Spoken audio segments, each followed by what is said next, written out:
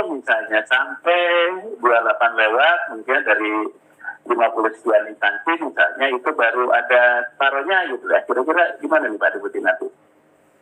Iya, ini yang mungkin nanti kami tentu akan kembalikan ke Panselnas, apakah kita masih akan tetap go ahead dengan pelaksanaan seleksi di 2022 ini, atau kemudian pendaftarannya tetap kita buka, verifikasi administrasinya tetap kita laksanakan, tapi kemudian seleksi ujiannya kita laksanakan di tahun depan.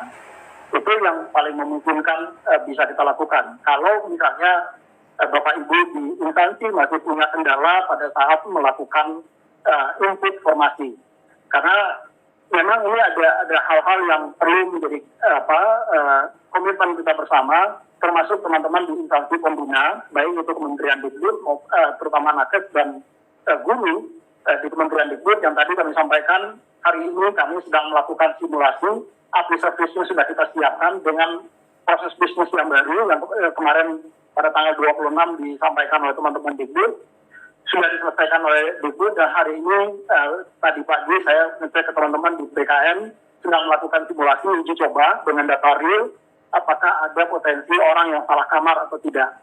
Karena ini harus dipastikan betul supaya hal-hal yang pernah terjadi di tahun 2021 kemarin, yang orang dia sebetulnya honor di SDA misalnya, padahal SDA-nya membuka formasi. Akhirnya ini kemudian mereka terpaksa oleh sistem karena flaggingnya diarahkan ke SDB, dia kemudian terdaftarnya di SDB, padahal di SD tempat dia honor dia terdaftar. Nah, kita tentu tidak menginginkan hal itu tidak terjadi. Simulasi ini yang hari ini sedang intens dilakukan oleh teman-teman BKN dan Dikbud, mudah-mudahan bisa diselesaikan hari ini. Kalau ini bisa diselesaikan hari ini, maka paling tidak isu terkait dengan guru sudah relatif aman. Hanya yang tadi yang perlu menjadi catatan kami, apakah dengan waktu yang terbatas, teman-teman Dikbud masih bisa atau sanggup untuk melaksanakan sampai dengan yang P4.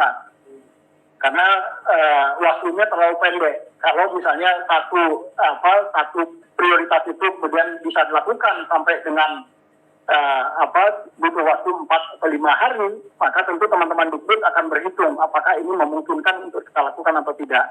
Ini yang kami juga sudah sampaikan ke Ibu PLT Dirjen GTK. Kenapa ini penting? Karena jangan sampai nanti kasus 2021 terulang kembali.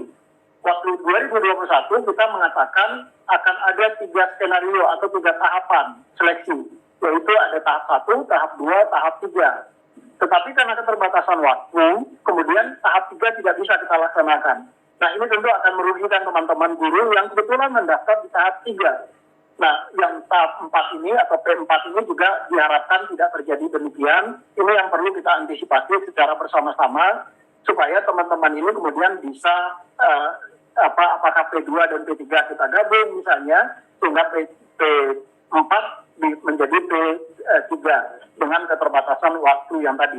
Nah, skenario ini tentu harus kita lakukan bersama-sama dengan teman-teman Dikbud, mana yang paling memungkinkan untuk kita lakukan. Jangan sampai nanti kita sudah umumkan ada P4 atau U misalnya, tetapi kemudian ternyata waktunya tidak memungkinkan untuk kita lakukan. Demikian Pak. Baik, terima kasih Pak Deputi. Saya kira Bapak Ibu, teman-teman sekalian, yang pertama ini merupakan komitmen pemerintah ya.